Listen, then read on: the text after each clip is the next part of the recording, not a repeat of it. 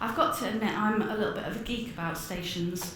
I love railway stations, and when we're talking about sustainability and net zero, it's really obvious to me that stations they have this great ability to become a destination rather than just a station. I've seen that in London with the transformation, for example, of King's Cross, and sometimes I use that station now not just to catch a train, but to pop in if I need a quick coffee or some shopping or whatever. Lucy, let's start off with you, if we may. How can sustainable stations get more people travelling by train?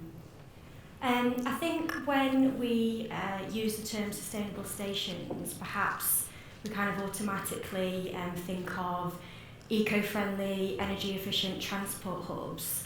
And that's, of course, really important, and it's the direction that stations should all be heading in. But there are over 2,500 stations on the network, and there's varying degrees of services, access, retail and footfall. So we have to be creative, and we have to think more holistically about sustainability. And that means thinking beyond energy conservation, but actually thinking about how stations fit within our localities, and how they can become beacons of sustainable development. So data's shown us already that the leisure market is recovering much quicker than the commuter market. And we've heard already this morning from other panellists and speakers about how the long-lasting impact of COVID-19 is changing our lifestyle habits. It's given us more autonomy about how we work, where we work, and therefore there's a huge potential that stations can offer us in terms of tapping into our newfound lifestyle habits. For example, they can provide improved retail opportunities, community use, small-scale freight. Perhaps there's places we can work from and offer us improved Wi-Fi connectivity. And so the point is, stations have this enormous potential to offer multiple uses in one destination. And so when we think of stations like that, we can reduce the number of journeys that we're making in a single day, and therefore reduce an individual's carbon footprint. So I think, to summarise, we tend to think of sustainability in isolation, when actually sustainability is complementary to the whole system. It improves customer experience, it drives down cost, and it improves efficiencies. And so if we tackle our kind of operational performance using environmental and a social outlook, we're going to inevitably attract more people to use our services and to travel by train. Fantastic first answer, actually. You covered so many points off there. Gareth, we've highlighted the fact that we've got some apprentices with us today, and I'm just wondering, what more socially, environmentally sort of, aware generation expect from sustainable stations, because I certainly know my youngsters, 18 and 12, expect very different things from I might have expected in the past. Yeah, and we've seen ourselves with a school program we've sort of started this year around our stations, and the response from the pupils has been absolutely clear that sustainability, both social and environmentally, is so important for them, and the railway gives them an opportunity to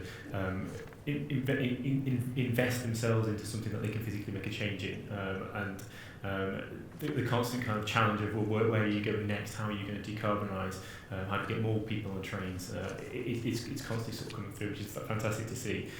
So from our perspective, is try to encourage children at an early stage and throughout their education to use the railway stations, and then they can use that in later life as a change, because at the end of the day, the more people getting on the trains, the better it is from a climate change perspective, as we all know. So trying to influence that at an early stage, incorporating safety in the discussions to really maximise that.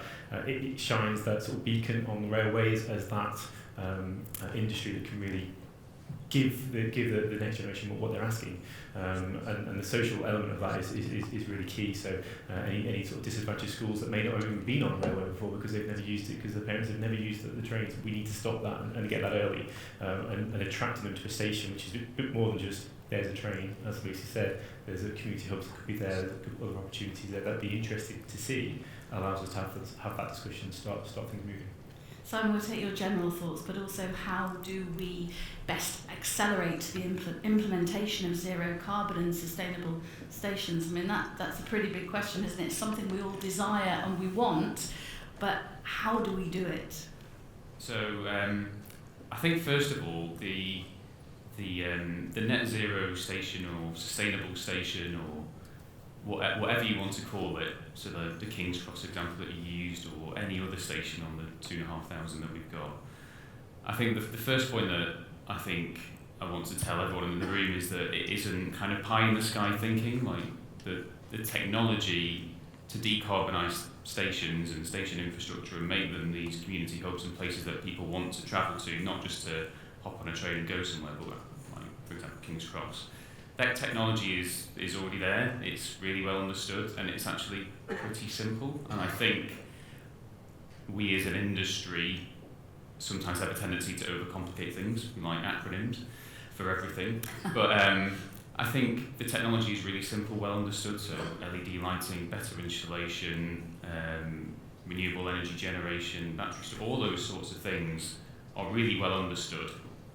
I think the barrier to having these amazing community hubs that gets people back on the railways and back using our station infrastructure, I think for me, and I think, well, I'm biased as a private sector operator person in this discussion, but I think the two main barriers are funding and procurement. So how do we unlock the funding to pay for these improvements? And I think one of the ways that we've started to unlock this is by combining maintenance budgets and property budgets that already impact the customer experience on the station. So for example, if you've got teams that are maintaining it or cleaning it and they're already fiddling with the lights and checking boilers and doing these really simple day-to-day tasks, and you've got life cycle budgets and spend that the train operators or people like Network Rail have got access to, actually it's not too much of a stretch to actually just think about those budgets in a slightly different way, and they're not just kind of OPEX maintenance budgets. They could be decarbonisation budgets as a wider kind of pool of funding to deliver some of these activities. I think changing the mentality of, oh, we've always procured this type of contract to deliver these outcomes. Actually, what are we trying to procure, and what budgets do we need to think about when we're looking at these procurements, so that we can actually achieve these ambitions of greater biodiversity, reduced carbon emissions, greater passenger footfall. How do we redefine the way that we're procuring services so that it's not just, we've currently got this contract, it ends in 2 years' time, and therefore we need to re-procure it and find another 5% saving. And what do you see then as the private sector's role in that? So part of the role in changing the thinking is opportunities like today, so spreading the message of that the rail industry is potentially, I think, missing the boat on some of these issues. I think the Sustainable Stations Guide that the RDG have got is a perfect playbook for exactly what we should be doing on stations. But there are other sectors and other industries, so I'm involved with kind of regulated industries such as National Grid and healthcare and education sectors, where they've kind of already taken that next step of looking at these kind of existing budgets and pockets of funding and thinking about them in slightly different ways. And I think the rail industry has a great opportunity to really accelerate some of the net zero and decarbonisation and improved facilities on the 2,500 other stations on the network. I think there's some really good case study examples. I think so the Falkirk example in Scotland, King's Cross, obviously is a big one, but the other kind of massive stations that aren't going anywhere, they're still going to be here in 20, 30, 50, 100 years' time. They're still going to need powering, heating, they're still going to need to be used and be usable over the next however many years. And to deliver this activity, I think those budgets should be thought about in slightly different in a sort of more creative fashion. I used King's Cross as an example, but I'm also passionate about the really teeny-weeny little community stations as well that I pass through on my regular trips up north. Lucy, short-term, long-term aims, what should we be aiming for? I think first and foremost, when we talk about sustainable stations, we're actually talking about it as part of a whole network decarbonisation sustainability strategy. So we need to be vigilant to the problem points, and for rail, the biggest carbon emissions come from diesel trains. So we must focus efforts on removing diesel trains off the network, and we need to explore solutions such as rolling out wider electrification and looking at battery and hydrogen technologies. But these are big ticket items, and they require time and huge amounts of public and private investment. And there are things that the rail sector can do today, including stations.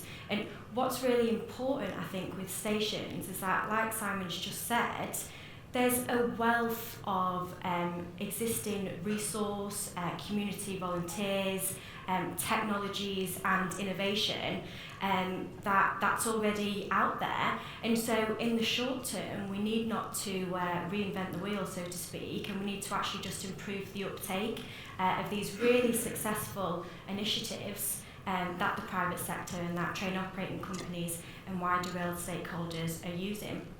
And then in the medium to long term, we need to enable stations to deliver or better deliver their role as transport interchanges. So we need to look at modal integration and improve the infrastructure surrounding the station so that we can better link with other modes, and especially those low carbon modes such as walking, cycling and bus. And once we've done that, we need to make sure that we're looking at the timetable and aligning those timetables so that the journey, the end-to-end journey, is seamless for the customer using multimodal transport. And I think what's more is, doing this is going to drive down car dependency, which is going to be, a huge focus for transport generally to decarbonise. And lastly, I think we need to accelerate fares reform. So the biggest blocker to rail travel in future is going to be the increasing cost of fares. So we need to look at that, we need to do it quickly, because even if rail is just part of a journey, we need to make sure that it's financially viable for the customer. Just a quick question, Lucy, that you might want to take. Does the panel think that spending constraints and revenue reductions might mean that sustainability investment is reduced? I think this was one of the challenges that we've come to experience, certainly in my experience talking with the private sector and with operators, is the question of funding and who's going to fund and pass through the cost of investment when contracts are transferred.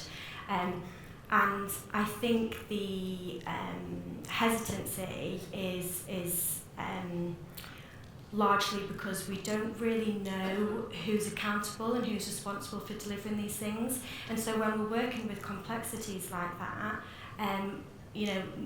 no one wants to spend the money if someone else can spend the money for them, right? So we need to create clear lines of accountability so that the responsibility is clear on who actually funds what and when. And we need to make sure that those investments, when franchise contracts end, that the investment is passed down and transferred to new contracts. Gareth, how can collaboration with local authorities, schools and communities help on this journey? I mean, collaboration is the key word for any industry in reality, but for us even more so with the changes that have taken place recently. And the investment challenge that sort of Lucy's outlined there is a challenge for a lot of industries, and we will feel a lot more in the coming years. But at the same time, we've underinvested a lot in this area on stations, and it needs to stop if we are going to meet the challenges set aside. So working with lots of different parties, local authorities, community groups, and schools, we can excite people about the point of investing in stations. And it's not just about the direct decarbonisation, very important to showcase the will that we are looking at. So getting more renewable energy on the site, which can be through power purchase agreements. We don't necessarily have to invest directly ourselves, with that can pay back itself. But in making the destinations, so actually you can get more people involved. The integrated transport link is so important. We can't do that with our local authorities. We need to do that with the rest of the transport network, and we need to do that and make that a real statement. So it makes it easy to get there, and that investment it exists, and we can help and take advantage of that. A couple of quick points that have just come up, Gareth, on the iPad. Nicola says, how do we prevent smaller stations on more local lines missing out on key infrastructure changes and sort of ensure that we're not leaving them behind? Yeah, to be honest, the smaller local stations are in one way easier to manage from a decarbonisation point of view, because they haven't got the same power demands that a bigger station has. One of the projects that we're looking at now is solar panel carports. Most stations have a car park. Why not use that to generate power? And if it is a local station, then that may well be sufficient to do your electricity done and dusted. You made a zero carbon station. So there are ways of making smaller stations more aligned. But if you haven't got the infrastructure there for a community group to sort of have meeting rooms, there is everything that nearby that you can signpost, because people do go through from a footfall point of view at those stations. So using that as a signposting to a town hall or where it may be that's nearby, again, it's utilising the stations in the community to really kind of give back and have that local feel. If I could just come in there, thanks Gareth. I think one of the most cost-effective ways of making improvements to stations, and especially the smaller, more rural stations, is actually going out and engaging with the community. This Community Rail Network have recorded 8,500 volunteers each year, contributing over 390,000 hours in the year to enhancing the station. And they're on activities like biodiverse gardening, using stations for community purposes, delivering station maintenance and events. And for train operating companies, supporting those volunteers, community rail partnerships and station adoption groups is going to deliver invaluable insight on what the community aspiration and needs are for the station.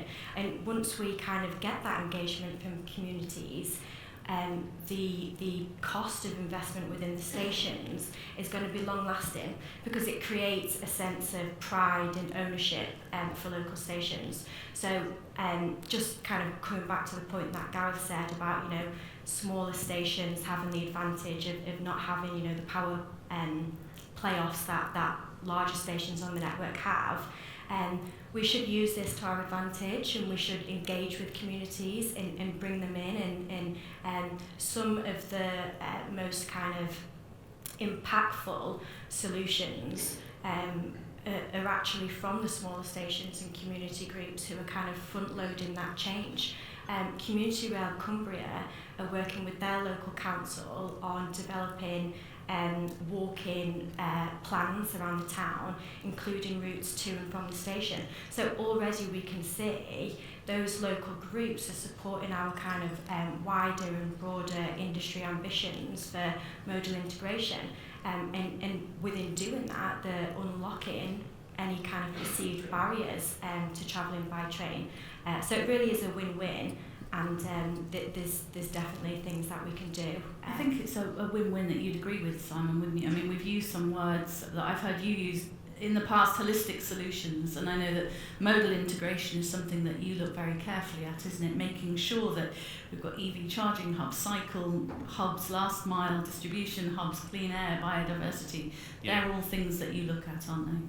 Yeah, I mean, it's exactly as Lucy was saying, I think, and Gareth. The smaller stations are really simple and straightforward to decarbonise. So you can say they use X amount of energy, therefore we need to generate X amount of renewable, whether that's solar carports or rooftop solar.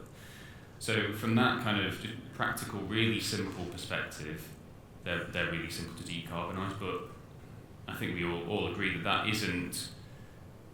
shouldn't be the end of the journey. Pardon the pun. Because I think there's so much more that we could and should be doing as an industry to, like you say, develop EV charging and make sure that those kind of intermodal transfers between whether it's cycle hubs or cycle storage lockers, so you can cycle to the station and leave it safely and grab a coffee and hop on the train, bus timetables are aligned, and all of that really important stuff. It shouldn't just be a case of, right, we've ticked a box and it's decarbonised now because we put some solar panels on the roof. I think having that holistic view of stations as Lucy said, like people who live in the community love their stations. Like my local station in Glossop, they've got a community group that does kind of station in bloom, sort of like gardening, biodiversity things.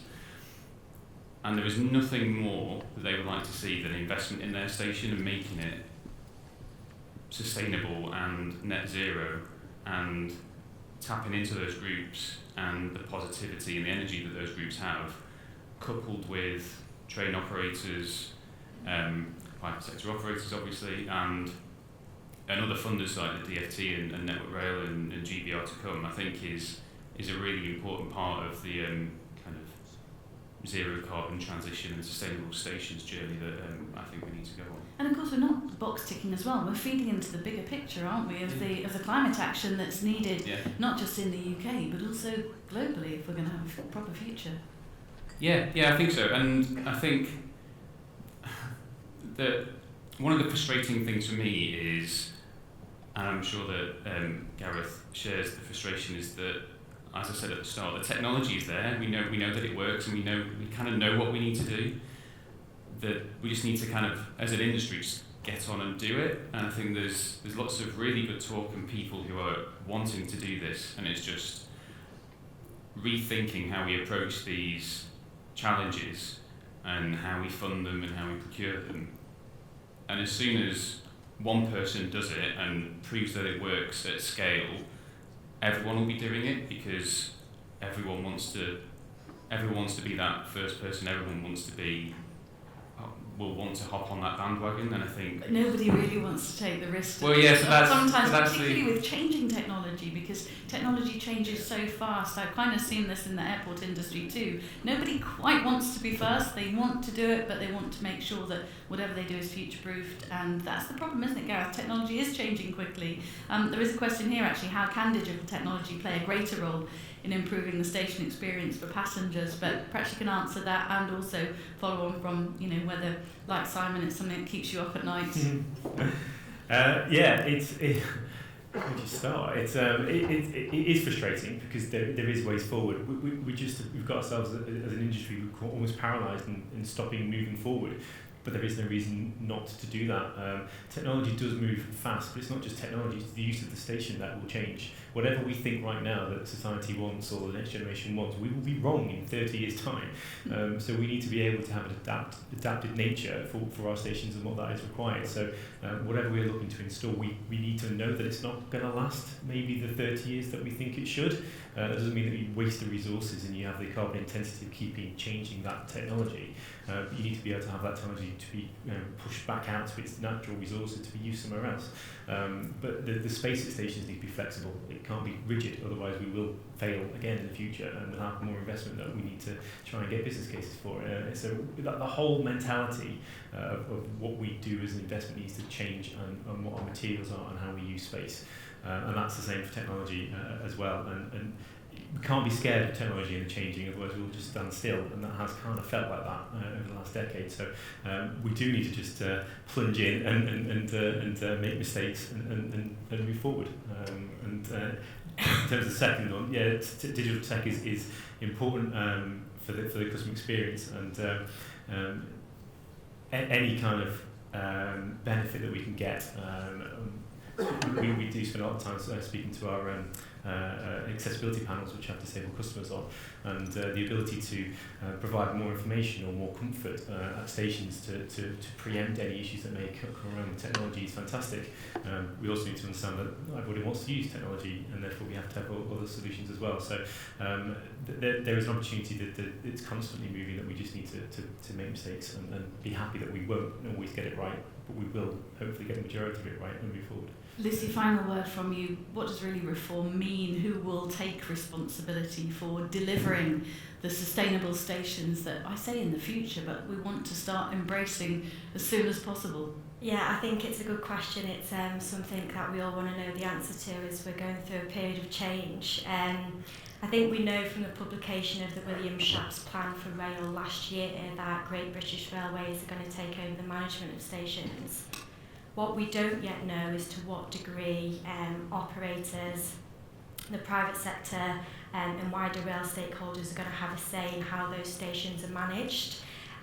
Passenger services contracts, they're going to replace the franchising system, and so we want to ensure that within those contracts operators have the right levers to continue the good work that's been done and to make those small scale changes happen.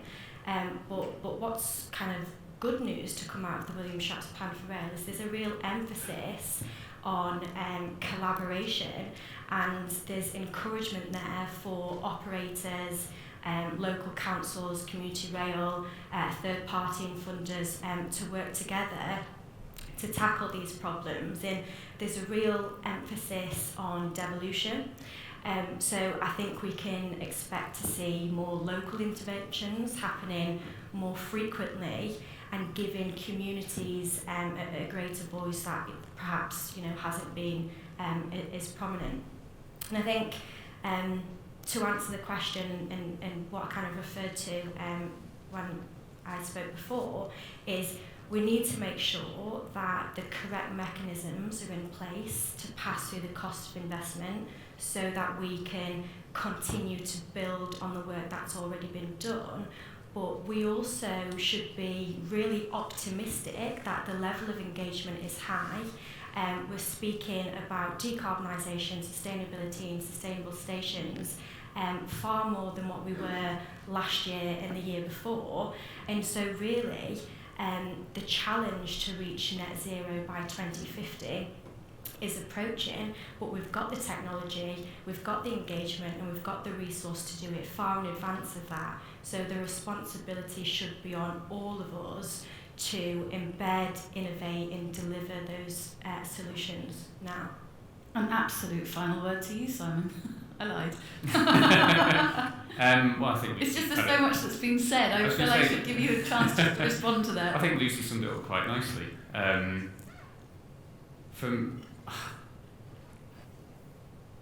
You caught me on the spot there. I think for, a final word from me would be, as a private sector partner in the wider rail industry, I would love nothing more than to be rushed off my feet with amazing opportunities to help decarbonise the railway and to deliver sustainable stations.